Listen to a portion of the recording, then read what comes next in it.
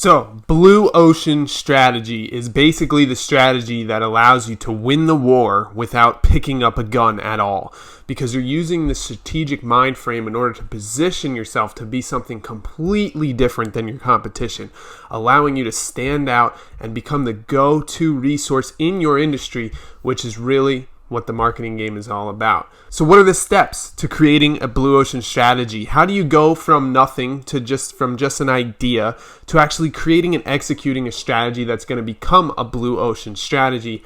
Let's do it. I've been absolutely geeking out about blue ocean strategy and marketing strategy in general, as you know, we've helped hundreds of clients start to build powerful marketing strategies inside their business that's very specific and unique to them. So if you want to create a powerful marketing strategy, make sure that you hit the subscribe button below this video so that you can stay updated, you can stay up to date on our new videos, and you can be ahead of the crowd and get the edge against all your competition so that you're actually going to crush it with your marketing and you feel confident and comfortable knowing that your marketing is working for you. So go ahead, hit that subscribe button, and while you're down there, hit the like button so YouTube knows that this video is awesome and it shows it to more people, because that is how the algorithm works. Moving on, the first thing to do for a blue ocean strategy, the first thing to focus on is buyer utility. Buyer utility is it useful to the end buyer? Okay, so many businesses don't focus on the end buyer. They focus on what they want to create, what they know how to create, what they want to do with their time, and they try to design a business around themselves, which is great. I'm all for it. I love lifestyle businesses. I love people that decide to go out on a whim and try to create their own life. But at the end of the day, if you want to create a powerful impact, if you want to help a lot of people, and if you want the best possible business that's going to pay you the most money, you've got to focus on the end consumer, the buyer, the person that uses your product or service day in and day out. Is there exceptional utility with your business idea? Okay. Is this something that is better than what is already being offered on the market? Is this something that is actually bringing more value to the end customer than any other solution that's available? These are the things that you want to think about first, okay?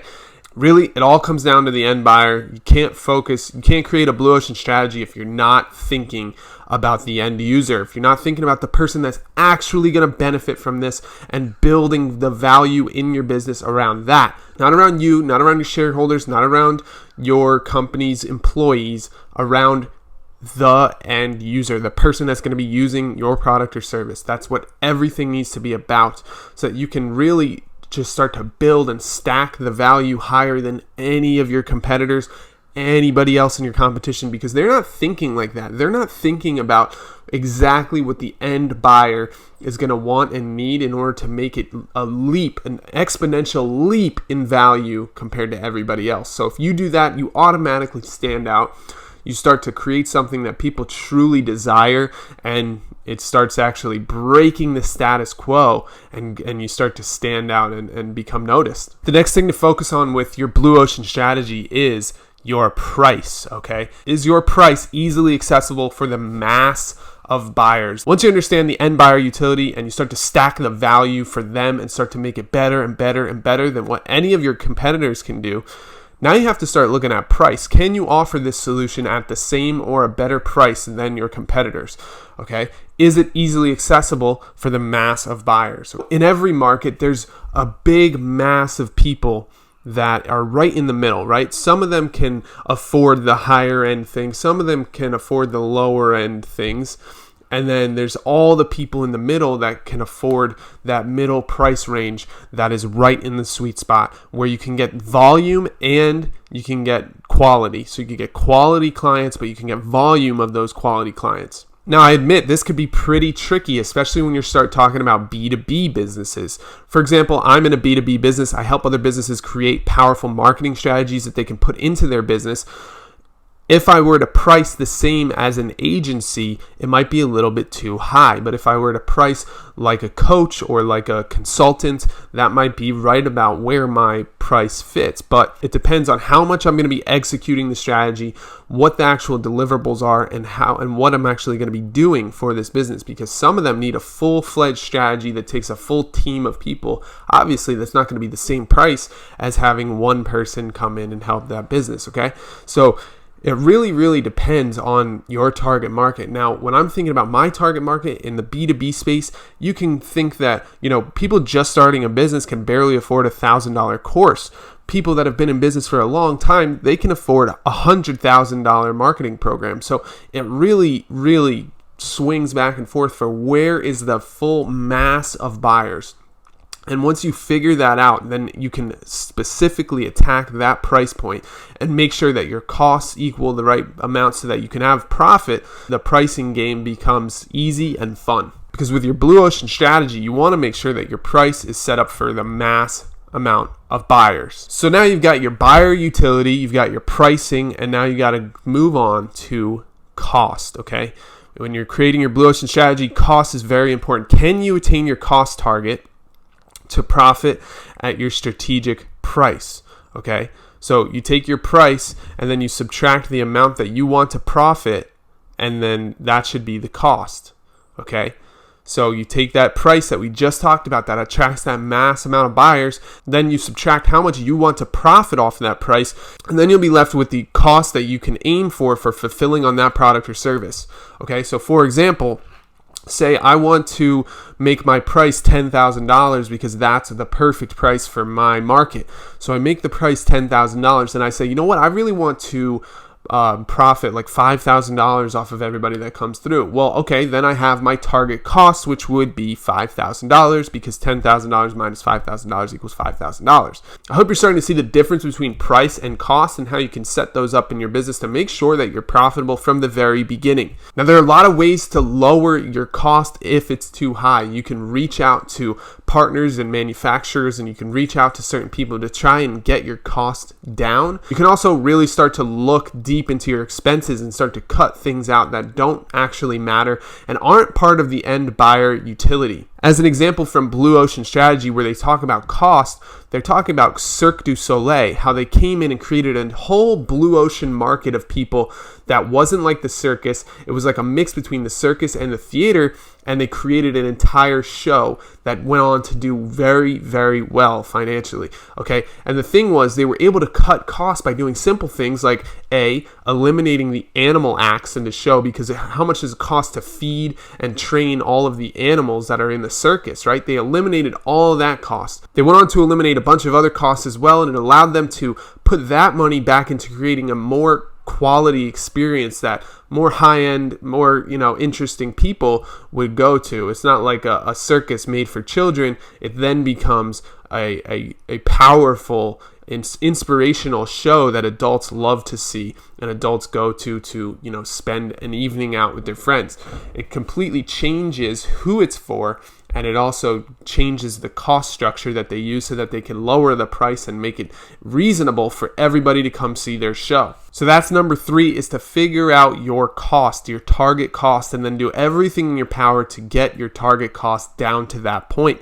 If you can get it below that and still maintain that higher buyer utility and still maintain your perfect price for the mass of buyers, then so be it. You're even better off. You can even profit even more, and that's all good. So finally, step number 4 to creating a blue ocean strategy is really all about adoption. What are the adoption hurdles in actualizing your business idea, and are you actually, addressing those hurdles up front? Now, some common hurdles can be employees that don't want to carry out your new plan or don't understand the strategy. So you really have to take your time working with the employees to show them the full picture of your strategy.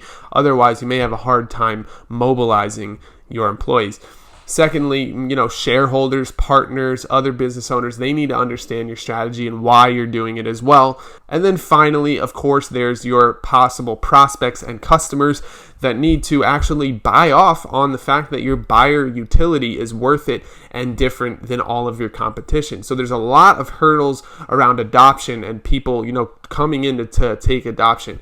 I really start to think about Henry Ford when he created the Model T way back in the early 1900s, right? People said they did not want a car. Cars were looked at as too expensive and too flashy and too showy because all the cars they were making at the time were very specific and very built in order to be fancy, right? But then Henry Ford came in and decided to make the Model T, which was just a regular everyday car that was dependable. The price was right. It was right there for the mass of buyers. And basically, all he had to do was get people to start to adopt this into their life. And so those adoption hurdles are really what he had to go up against. His employees didn't really believe in him, but he talked to them and he worked with them, and he got them to see the value in a Model T car. He also had to get his customers to adopt it, and people all around the world started buying Model Ts. Millions and millions of them sold in the early 1900s. Okay, same thing goes when I think about Mac or Apple, right? When Apple came out with a desktop computer, they weren't the first, they were the second people to come out with a new desktop computer. They wanted everybody to have a desktop computer in their home. Okay, so they had to really overcome a ton of adoption hurdles. Their employees didn't know if it was going to work. They didn't see how the strategy was going to play out. The shareholders were confused. They were like, people don't need a computer in their house. Other business leaders were saying, this is crazy. Nobody needs a home computer. Why would you go this route, right? So they have these hurdles in the adoption of your brand new blue ocean strategy. It's something different. It's not something that people see all the time. So there's always going to be hurdles. There's always going to be people saying it can't work. It's not going to work. There's no way it makes any sense. And you've got to come through, stand tall, stay strong in what you believe in, and figure out how to get over all of those adoption hurdles to get the mass of buyers to come through, and your business will be absolutely crushing it once you figure that out. So if you need help coming up with a blue ocean marketing strategy, then click the link in the description below this video. We are standing by, ready to help you. We're a team of full stack marketers ready to come into your business, really look at your business from head to toe. And then what we're going to do is look at your competition, the industry, your target market. We look at all of those factors before we ever even put pencil to paper. And then we create an entire marketing plan that you've never seen before. This is like the quality of stuff that the big brands are using, not the small businesses, but we want to bring that to small businesses. We want to give you the advantage in your marketing strategy by focusing on where you will shine. Okay, once we build this marketing strategy, we actually help you execute the thing from A to Z, so that we're there helping you every step of the way. And this is the best way to not only double, triple, quadruple your investment in the program, but also to grow your business exponentially. So if you're interested in that, click the link in the description below this video. We'll be happy to connect with you. You can message us directly. You can sign up for a free call, and you can watch our free training video where we go through A to Z how to create a powerful marketing strategy, and that will help you out as well. So that's all I have for you today. Thanks so much for tuning in, and I can't wait to see you in the next video. My name is Ryan Kearns, and I'll see you soon. Bye.